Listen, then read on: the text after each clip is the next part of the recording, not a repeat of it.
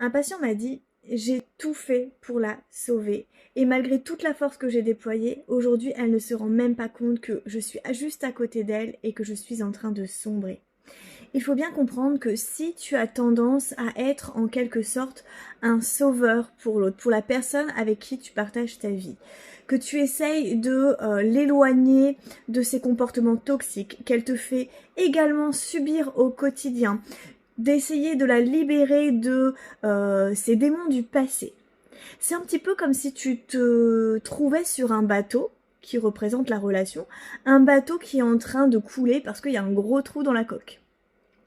Et que toi, ton premier réflexe, c'est de vouloir sauver la personne avec qui tu es. Tu vas lui donner ta bouée de sauvetage. Il y aurait peut-être eu une autre solution en fait, comme partager cette bouée, mais tu as renoncé à ta vie au profit de l'autre. Tu as tout donné. Et peut-être que tu t'es rendu compte que la personne en fait, sur sa bouée, sur ta bouée, elle est en train de te regarder te noyer et elle te tend même pas la main en fait. Ça lui vient même pas à l'esprit. Et que même si la situation avait peut-être été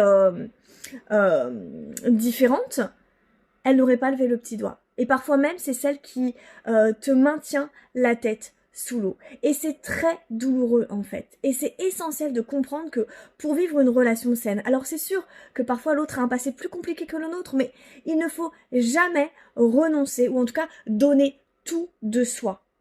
Un amour sain, c'est un amour qu'on sait partager et pas dans le renoncement, le dévouement total à l'autre, parce que souvent, on y perd des plumes, on se noie.